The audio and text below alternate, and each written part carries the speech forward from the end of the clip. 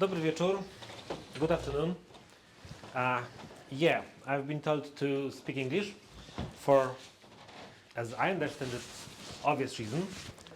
And that reason is to stream it live on YouTube so that people everywhere, people in New York, people in Brussels, and people in Accra, Ghana, can realize the obvious truth, which is obviously that ISACA Warsaw, under the guidance of Michał, of Janek, and all other board members, is the best ISACA chapter in the world.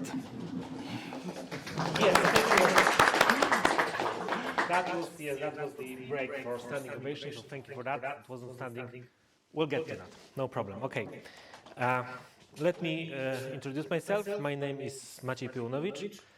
I am the Chief Audit Executive of BGK.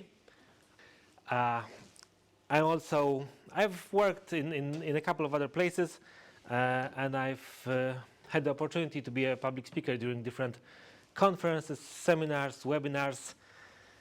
I have a CIA designation, and those things, well, they are important for me because they're about me.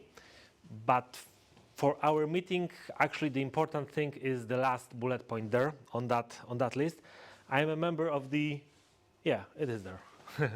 I'm a member of the IIA Standards Board and one of the co-creators of the new IIA standards. So what is the Standards Board? The Standards Board is a group of people, 20 people, 21 actually to be very precise, who represent internal audit and who've been asked by the IIA to basically prepare the new global internal audit standards. As you can see, we have people from all around the globe. It's actually cool because for years IIA was basically a US-centric organization. And in the past about 3 years, I would say, that changed. It's still, well, obviously it is a US organization, right? But it has become a global thing. And you can see that there. We have people, most of the group are from US, but we have people from China, we have people from India, from Japan, from Australia, South Africa. 5 persons are from Europe, including myself. And they are also, thank you very much, yes, thank you very much for that. That was almost as big an innovation as the one that the board got.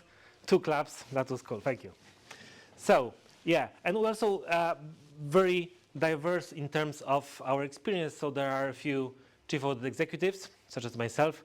There are consultants from big companies. There are consultants from small companies. There's even a guy who's the professor of internal audit at the University of Texas. Such a thing exists in Texas, apparently, not in Poland yet.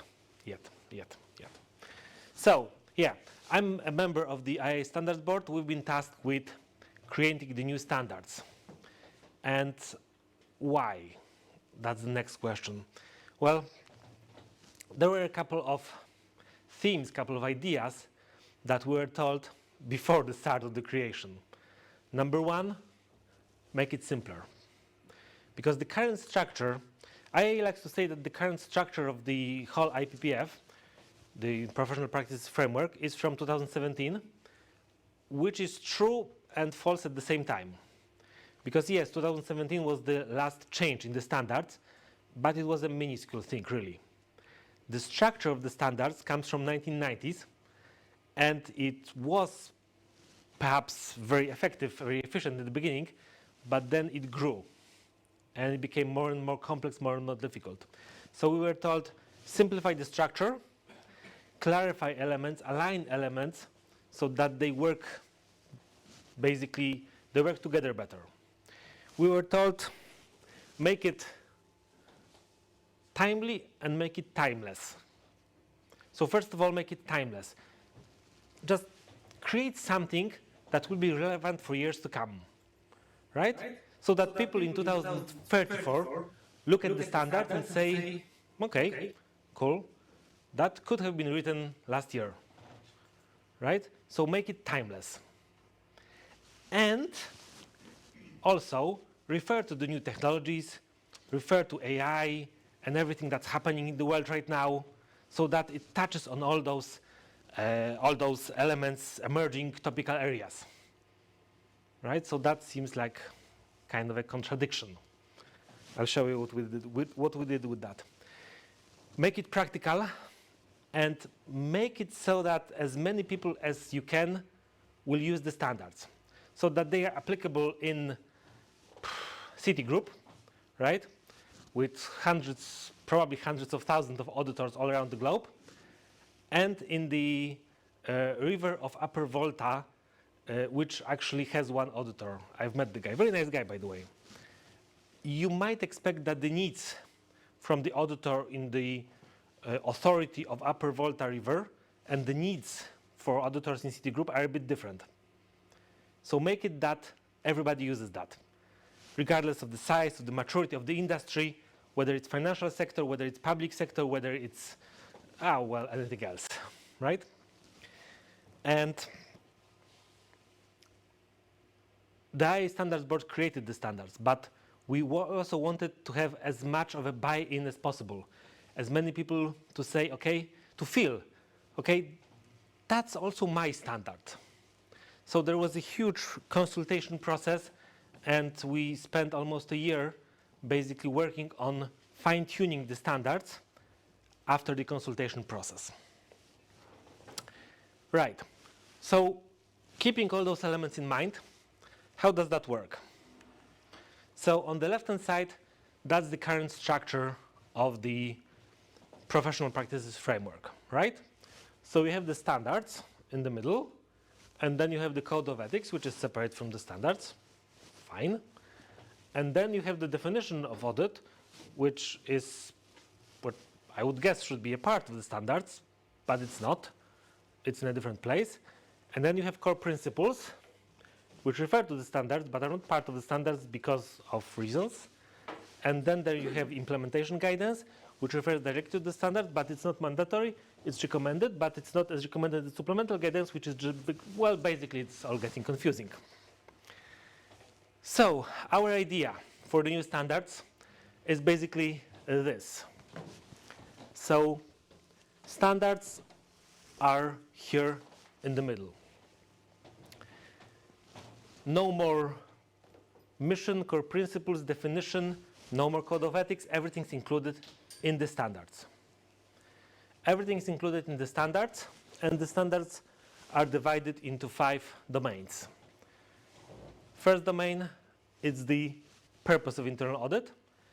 Then we have ethics and professionalism, which combines the current code of ethics and certain elements from the standards. And then 3 domains: governing, managing, and performing internal audit services. So the idea here is this. There are 2 ideas, actually.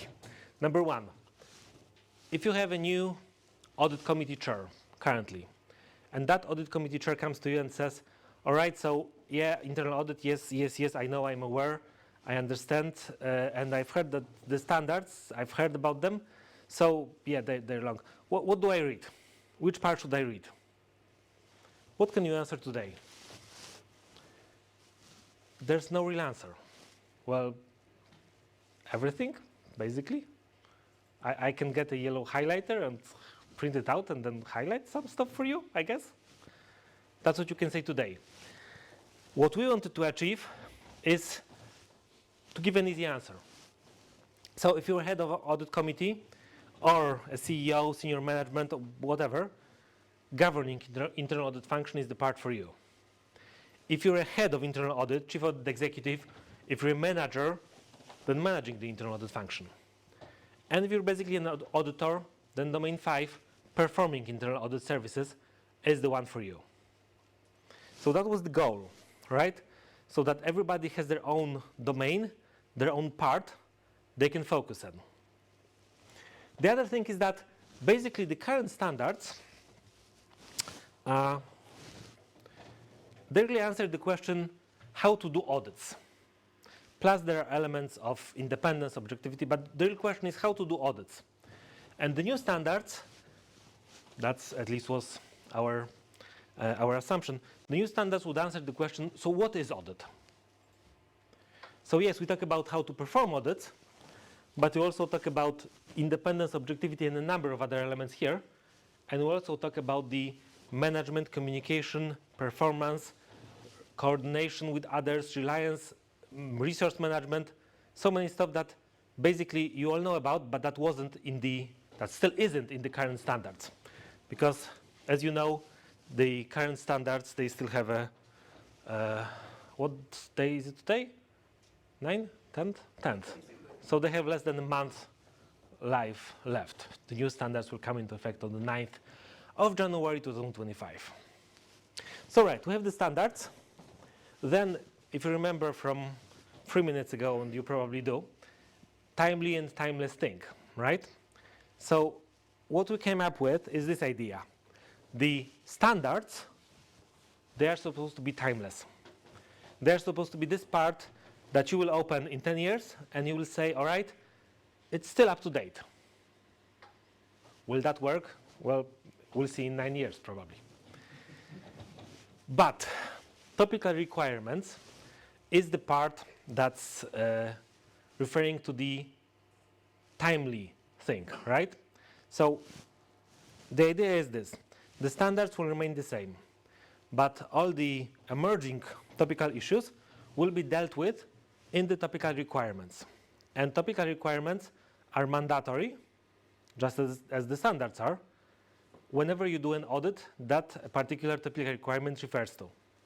So if you have a topical requirement on ESG, then when you do an ESG audit, that becomes a part of the standards and mandatory for you. If you do anything else, just forget it. So that's the topical requirements. And then there's the global guidance, and those are all the G tags, all the IIA documents that you all know and love, and they are still there, basically. We are actually working on the standards board to update some of the documents to the new standards, but that just remains, right? So that's the general structure of the new standards. Let's go deeper. So there are 5 domains, as you can see, and apart from domain 1, the purpose, all the others are divided into principles. There are 15 principles, and then those principles are divided into standards. And each standard has 3 parts. The first part is the requirements. That's obvious. That's basically the standard. That's the must, according to the standards. Then the second part, considerations for implementation. So that's the part of the standard that's not mandatory. That is something for you to, well, consider when you implement a particular standard. That's the idea there.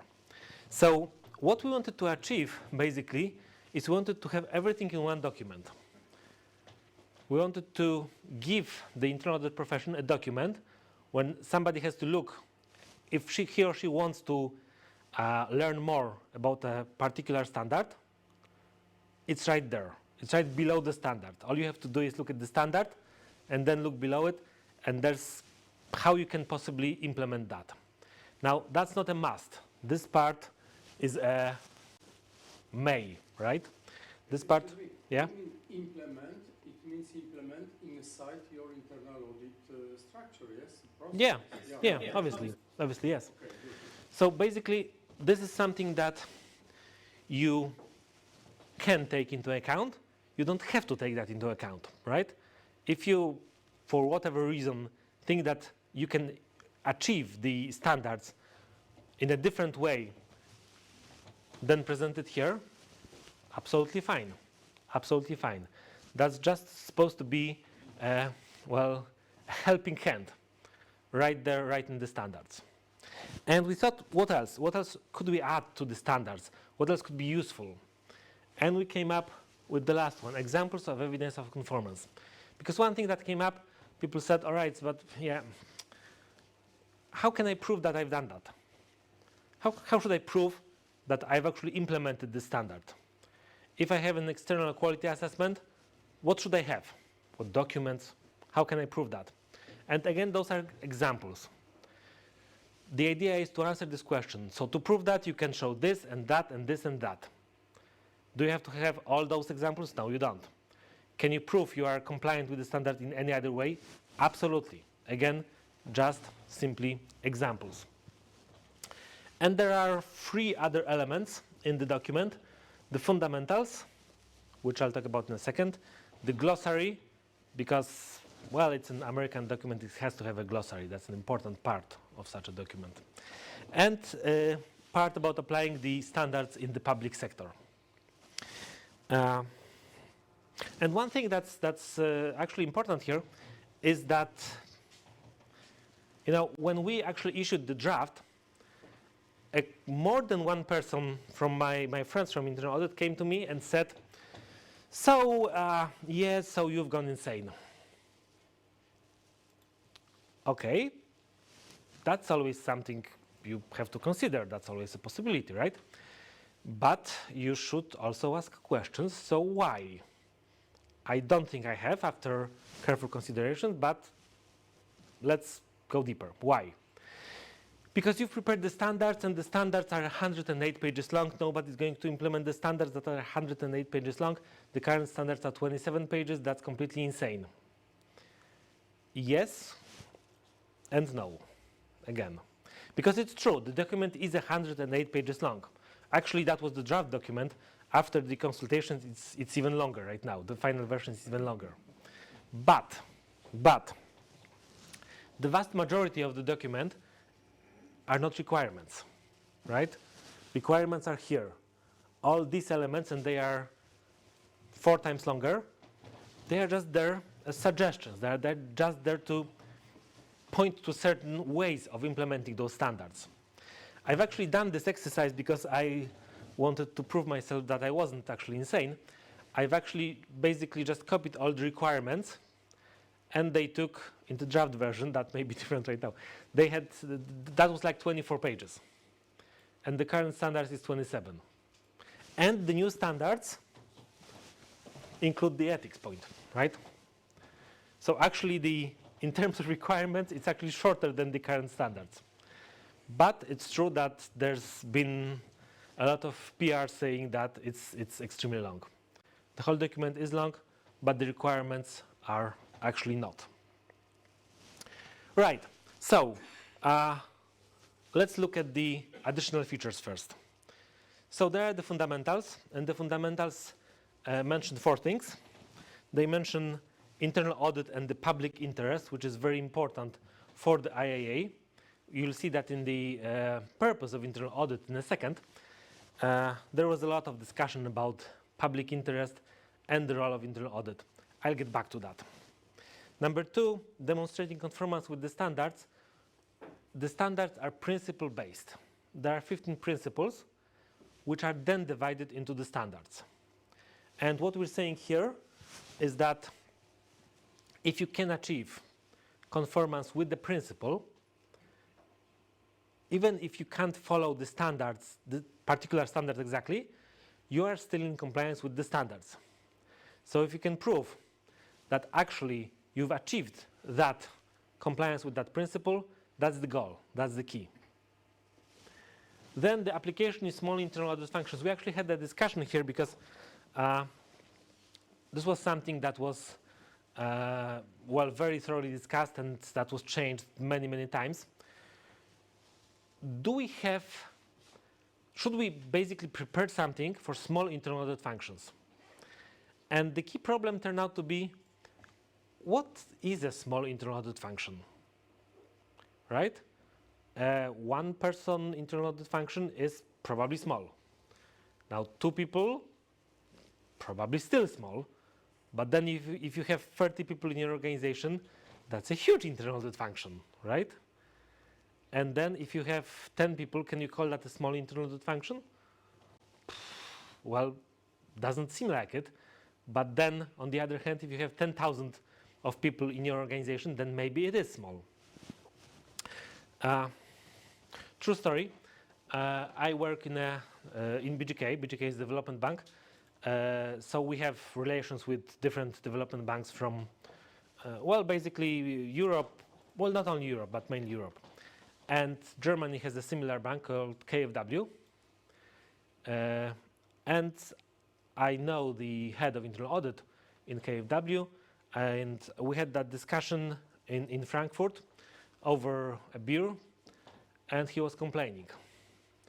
You know, Maciej, I mean, it's not possible to work as an internal auditor with such a small internal audit function that I have, right?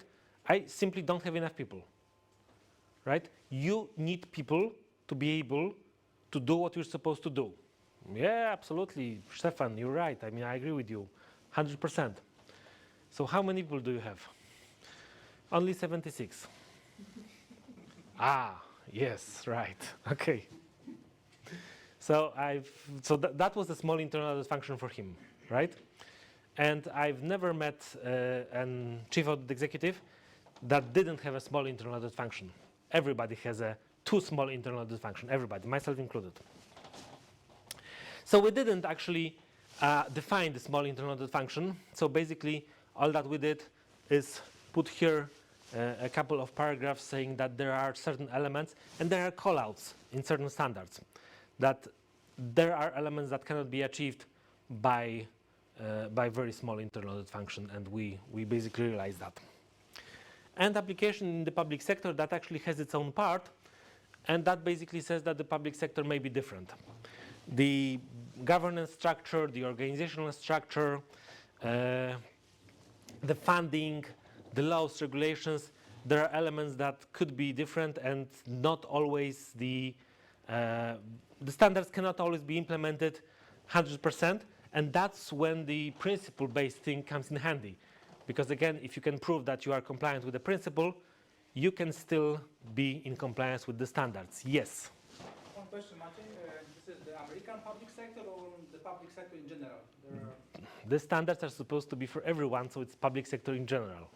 They are so similar to each other in all the countries? Yes, there are definitely similarities and there are definitely differences, and that's probably falls a little bit outside the scope of our meeting today. Tax money everywhere. Sorry? There's a lot of tax money everywhere. Yeah. I would say that Still, it's not on publicly listed company, right? It's not, no, that's a different thing. That's a different thing. That's absolutely a different thing. No, the idea here is basically to recognize that in the public sector, in the government, ministries, whatever, things may be different, right? And we understand that in IIA Standards Board. Right. So now glossary. Let's go over these definitions. No, let's not. We're not going to go over these definitions. I really don't. I mean, I don't really understand the importance of glossary, and I've basically glossed over that. However, you would be surprised. You would be surprised because some of the most heated discussions were about the definitions of certain words. There are people who really believe in the importance, and there are some of you right now who are thinking to themselves, what's he talking about? That's the key part of the standards, because there always are. So some people believe that's very important. I'm not really that sure whether it's consulting services, advisory services, does that change that much. One thing that I would like to point out, because it's important later, is this: the purpose, authority, responsibility, this kind of stuff, that has been merged to a term internal audit mandate, and that will be used on later on. Another thing that will be used, methodologies that basically policies and procedures of internal audit. These two definitions are a little bit more important because they will be used in the in some particular standards. Right. Let's go to the standards. So we start with the purpose, that's domain 1. Then domain 2 is ethics and professionalism, and it has 5 principles. So 2 are basically from the code of ethics. That's integrity, and that's objectivity. And then, by the way, internal auditors like to say independence and objective, and that's true. But those are 2 different things, right? Objectivity is a state of mind. Independence is a structural position. So that's why objectivity is here, ethics and professionalism, and independence is here in the governance section. So coming back to domain 2, integrity, objectivity, then we have 2 things that are current in the current standards. So that's the competency and due professional care. And then the last one, it's new in terms of standards. It's not new in terms of internal audit, of course, but it's new in terms of standards. So that's confidentiality. And then the governing internal function, that has 3 principles. Number 6, where does our power come from? So authorized by the board. Number 7, that's independence. And then number 8 is basically the relations with the board, the oversight by the board. Then, for me, the biggest change of the standards and the most important part of the standards are domain 4. Domain 4 has 4 principles: strategic planning, resource management, communication, and then quality. And if I were to name basically, I've tried, and I've been asked that many times, what are the most important changes, 3, 5 most important changes in the standards, and they are all here. And 2 things that basically go across the standards are communication. Communication is critical. There's a lot of different aspects of communication in different standards. And the second thing is, that's not clearly visible here, but it will be in a second. The old standards, the current standards say that quality equals conformance. What do you need to do to be a good internal audit standards? You need to be compliant with the standards. Good internal audit function, you need to be compliant with the standards.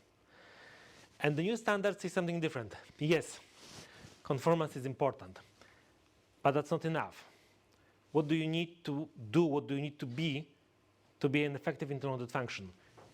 You need to be compliant with the standards, and you need to perform. Quality equals conformance plus performance. And that's a little bit what the principle 12 is about. And then the last domain, performing internal audit services, that actually changes the list in my opinion. So we have 3 parts here: planning, conducting, and then the last one consists of 2 things. So report or engagement conclusions, and then monitoring of action plans. Okay, ready to go one more step deeper? Let's go through the standards pretty quickly. So that's domain 1, the purpose. And the first question is, why the hell did you talk about the purpose? Why didn't you just create a new definition? Well, actually, we talked about that. And the reason is that the definition of internal audit is incorporated into a number of laws and regulations all around the world. So, and it's the current definition, right? So what we wanted to achieve is basically to direct internal audit into what direction we wanted to go, but at the same time, we didn't want to have a different definition in the standards than the one in different laws and regulations. And we didn't want to force the change of the laws and regulations because we can't do that, right? We don't have the power to achieve that. So that's why we decided to skip the definition as it is and focus on the purpose. And what's really interesting here is basically what's not there, as it very often is, right? So what's not there? There's nothing about control mechanisms. There's nothing even about the internal control system, right? What we're saying is something much, much broader, that the idea of internal audit is to support the organization, basically create value in the organization by giving the people, the decision makers, the board, the management, assurance, advice, insight and foresight, which are difficult words to actually translate, right? But we wanted to show that we want to give more than just assurance, right? We want audit to be more of a strategic, trusted partner, advisor to the board, and not only somebody who, checks the boxes. And of course, we are independent, we are objective, and what we do is risk-based. It's a funny thing because actually risk-based was not in the first definition. The draft constellation didn't include the word risk-based. And obviously, everything about the standard was risk-based. But the very fact that those 2 words weren't mentioned in the definition, that caused a lot of backlash. People hated that. So we've put that back in. So, sort of an elevator speech, if you will, right, about internal audit. What does internal audit, why does it matter? It helps the organization achieve its objective, okay? It enhances the governance processes, risk management, control processes, that's obvious. This one is important, I think, decision-making and oversight, right? Because what we're doing is we're giving the decision makers information about how the organization works. What works, what doesn't. What you don't have to worry about, and what will blow into your face very, very soon, and you need to start worrying very, very quickly, right? The fourth bullet point, this is something that I like. It kind of exists right now, but it's also something that we want to will into existence a bit, right? We want to say that internal audit enhances the credibility of an organization. We're not saying that an organization must have internal audit. But what we would like to achieve sometime in the future, perhaps, is a situation when that raises questions, right? All right, so you don't have internal audit, that's fine, that's absolutely fine, but why? Didn't you think about that? I'm fine with that, I have no problem, but still I can just have, that kind of a little bit worries me. That kind of approach, right? So that people want organizations to have internal audit. Because if not, that shows that you have something to hide. That's kind of the approach, right? If you look at the best practices for the listed companies on Warsaw Stock Exchange, right? Comply or explain basis. That's kind of the idea. It says you need to have internal audit, and there are companies that say, and we don't, and that's still fine. But then it has to be basically stated somewhere with some sort of reasoning, and that raises some questions. And that's basically the idea that we wanted to achieve here. And the last part, the ability to serve the public interest. The IIA wanted the standards board to say that audit serves the public interest, and there was a lot of discussion about that, and we opposed that. We don't serve the public interest, we serve our organizations, our companies. Now, do they serve the public interest? That probably, well, yours definitely do, but there are some others that maybe not so much, right? So the final solution was that we help the organization serve the public interest, but we don't serve it ourselves. And obviously, when it's more effective, when it's in compliance with the global internal audit standards, when you have competent professionals doing that, we're independent, and when we are objective. So that's the purpose. Here to assurance and a site health check to simply help to get the confirmation that the internal auditing is providing this assurance, yeah? Well, the very idea was to actually go beyond assurance, right? Assurance, advice, insight, foresight. The very idea was to go beyond assurance and to make us, internal auditors, more of trusted partners, strategic advisors, something like that. Not just give assurance. Assurance by the health check of checked mechanism which you are auditing them inside of organization, yeah? Yeah, well, okay. I feel that kind of semantics dependent, right? Yeah, we do assurance services, that's what we do, right? But throughout the standards, we're saying that you should be active in the organization, you should be close to the board, you should understand what's going on in the organization. You should also, if you see something that's going beyond a singular audit report, you also should basically escalate that, you should report that. So basically we're saying, be the guy who's supporting the board, the management in creating the value.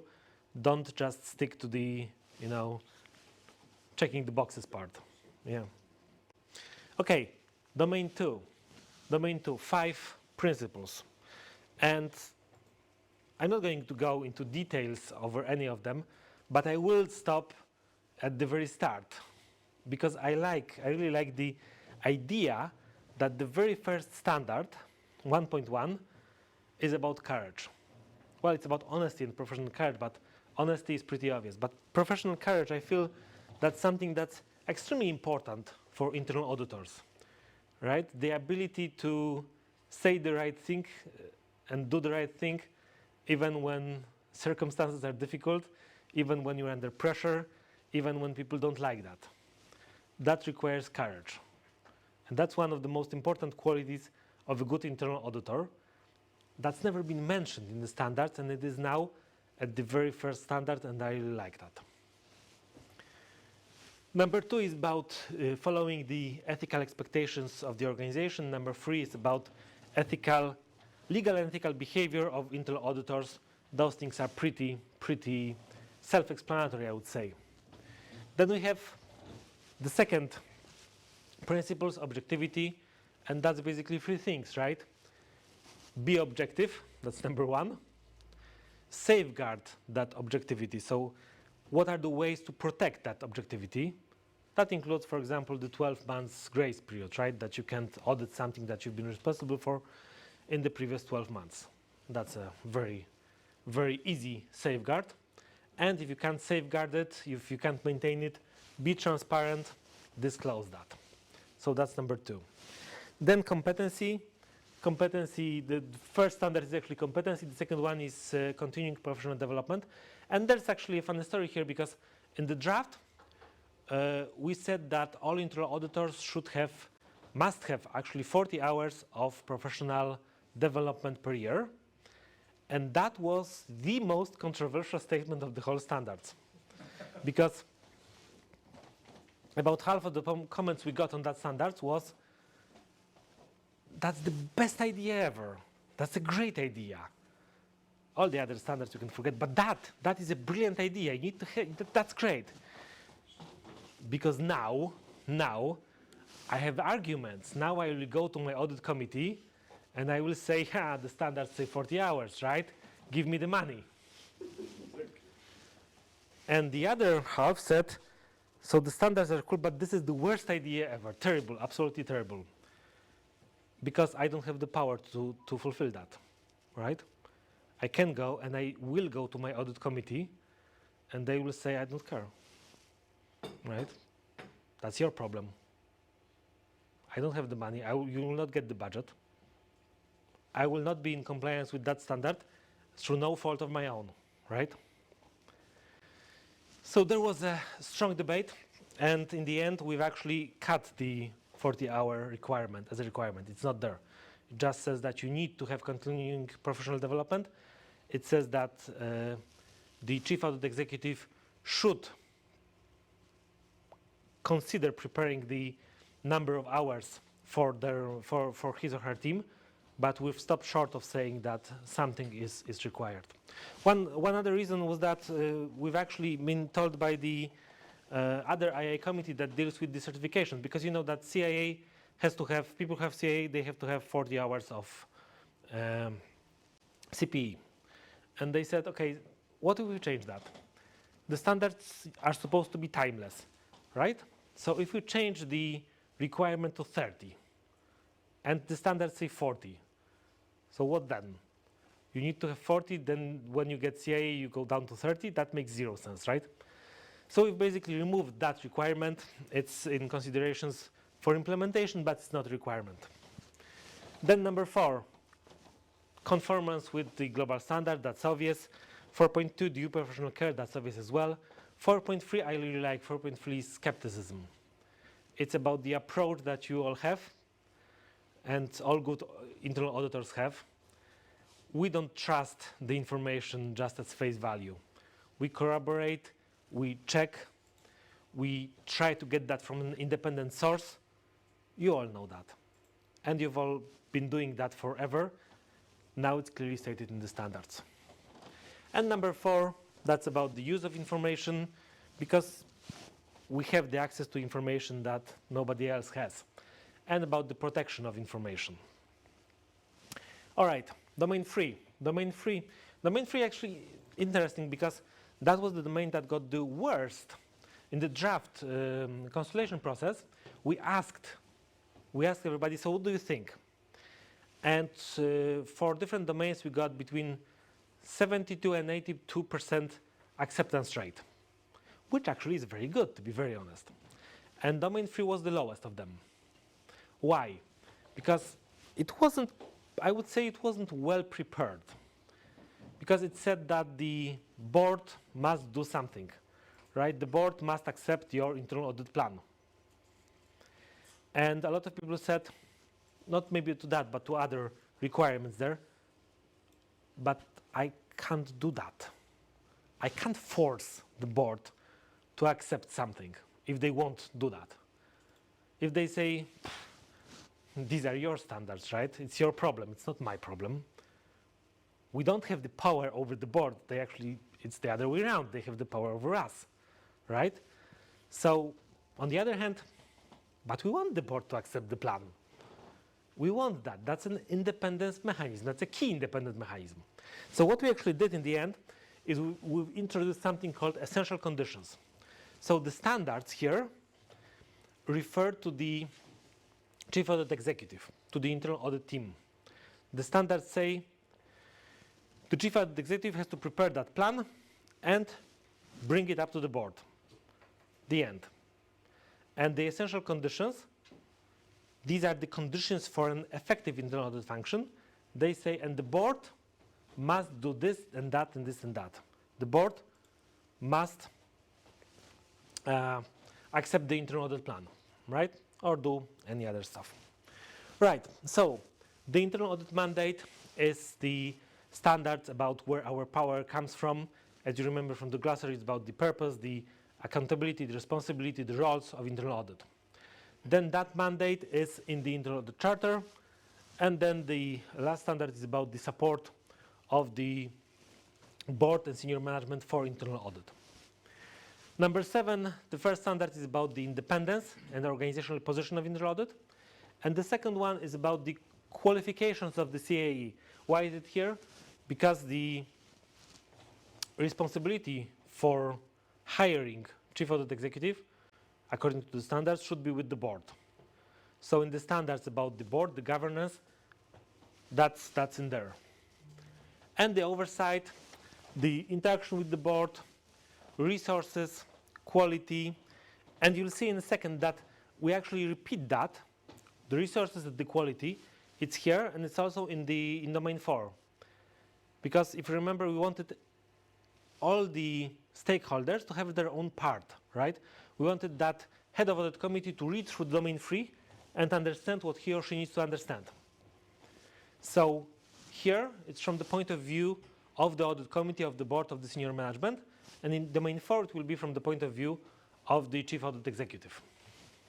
And the last one, external quality assessment, that's only here because that's the, well, it has to be reported to the board. The assessor should be selected by the board. There's also a lot of different elements here, but we'll not go into details. Too long. Number 4, domain 4. Domain 4 starts with strategic planning, and I really like the first standard here because the first standard is about understanding. The first standard says, okay, so in order to be an important part of the organization, in order to plan, in order to know what you should be auditing, you need to understand what's going on in that organization. You need to understand the governance, risk management, and control processes. You need to be there, communicate with the people, and understand what's going on. 9.2, that's a controversial one. That's about the internal audit strategy. And there's been a lot of discussion here whether it will be a bureaucratic requirement or whether it will be an important one. The argument for it is that it's really not about, whether you have a 3-year cycle, 5-year cycle, or something like that. The important element is that you do what's important for your organization, and that should be basically visible in your internal audit strategy. 9.3 methodologies, so that's basically your internal audit manuals, your procedures and stuff. And 9.4, that's the internal audit plan. Pretty clear. 9.5 is actually, I would say, quite interesting because, again, it's new. It's about coordinating your work with other assurance providers, such as compliance, risk management, or whoever else you might have in your organization, and relying on their work. So this standard has two parts.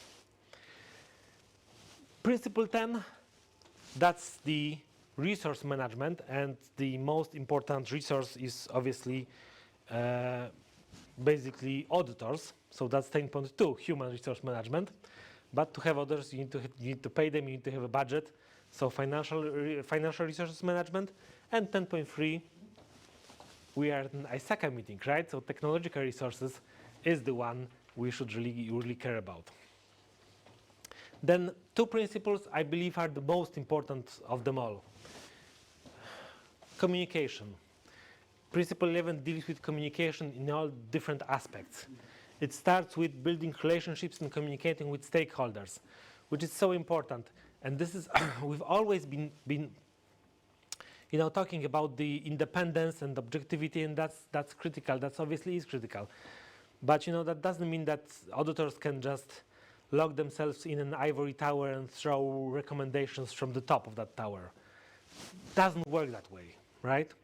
We're saying here, build those relationships, communicate with people, communicate with the board, with the senior management, with directors, with regulators, with whoever else.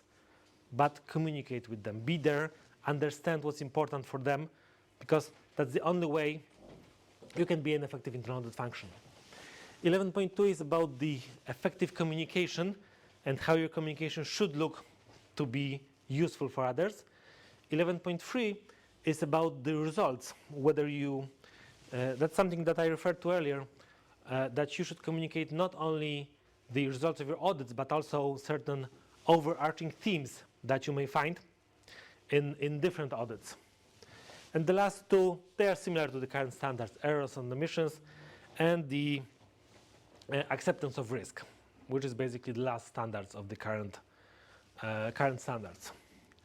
And then principle 12, the quality, we're starting with internal quality assessment.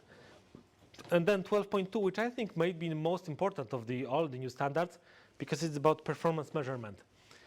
It doesn't say KPIs, but it basically says KPIs without using the word, right? It basically says, create your own sets of KPIs to measure the quality of your internal audit function. That's 12.2. And 12.3 is about the oversight over particular engagements by the CAE or by the managers. What were the examples of those non-KPIs? They are KPIs. There's a list there. No, we can't go there. We can go there later. Because actually, I really, I like this. I've been talking about this on different conferences, and I have very strong feelings about the different KPIs. So that's something I can talk about for another hour. And I'm just worried that, I'll overshoot my welcome here if I talk about KPIs for an hour. But I will get back to that, okay? So the last part, that's domain 5, that's performing internal audit services. And that, I would say, changed the least out of all the elements, because there are 3 principles here. We start with planning engagement. And what do we start the planning engagement with? Communication, again. So the first standard is about communication. I have a rule that, a good audit report never surprises anybody. And it's basically stated here, right? You need to communicate before, during, and after the engagement. And, well, you need to work together with the auditees. Then, basically, 13.2 to 13.5, they are not linear, right? You do all those things basically in certain order. You go back. You need to do all of them. You need to have a risk assessment for a particular audit engagement. You need to know the objectives and the scope of that engagement, right? In terms of time, in terms of geography, in terms of the systems that you will audit. You need to have certain criteria.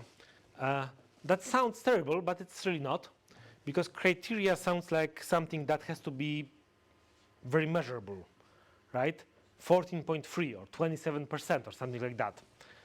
But and criteria could be basically compliance with certain procedures, standards, regulations, or something like that, right?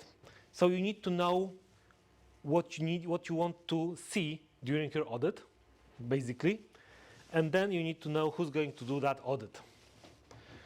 Do you have enough competencies in your team? Do you have the financial resources you need? Do you have technological resources you need? And that all ties up nicely to Principle 10 about resource management. And then all of those things result in a work program, risk and control matrix, if you will, or whatever your work program looks like. So you prepare your audit engagement, and then finally comes the bad part, then you need to do that audit. So gathering information, then analyzing information, then evaluating findings. There's actually a cool point here because it says that when you have what's a finding? Finding is the difference between the criteria that you found here and the state as it is, right? You expect there to be something, you expect that to be compliant with that standard, that procedure, you expect it to look somehow, and it looks different, right? That's basically the finding. And it says here that if a finding is, can't remember the term, important or material, it has to be in your internal audit report. If it's not, it may be there, but it's up to the methodologies established by the Chief Audit Executive. Tying back to 9.3. So basically we're saying that we accept that there are sometimes so small details that you are aware of and you won't put them in the report. You've all had that situation probably, right? You do an audit, you find something, and that's such a thing that it doesn't really matter. So you basically can say that during the exit meeting, the final meeting, or whenever else, but it's not going to be part of the report, and that's fine. Recommendations and action plans. And again, that's a good point because there are two schools of thought. One school of thought says that what does internal audit do? It issues recommendations.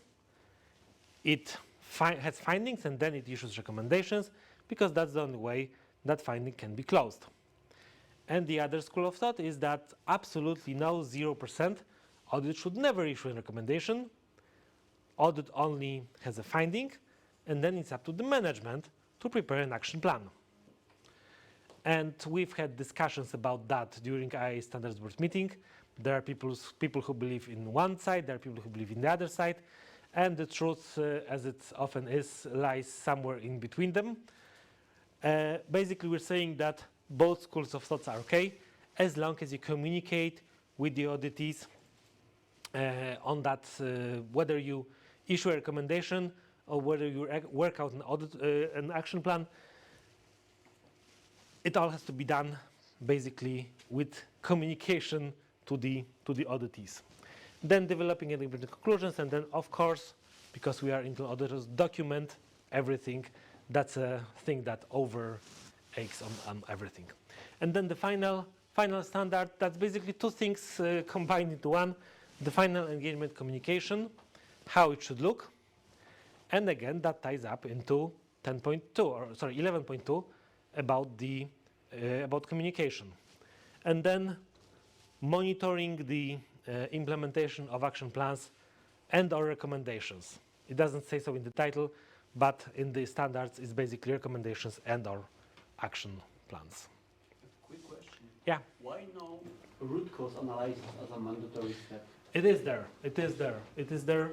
It's actually here in the evaluation of findings. I should have mentioned that the root cause is very clearly there.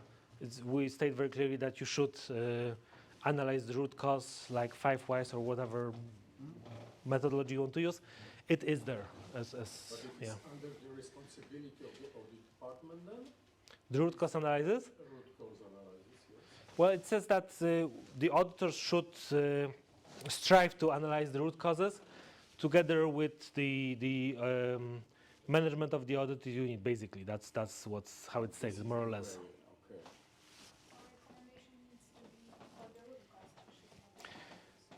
Yeah, the recommendation should be for the root cause, as long as you can establish that root cause, of course, more or less.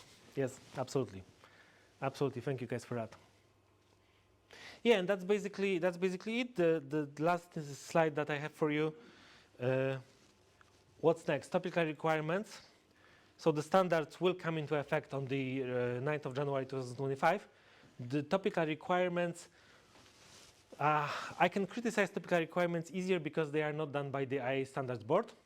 So I don't feel obliged to say that they are great because they are not. Have we recorded that? Scrap that from the recording. I never said that. Never said that.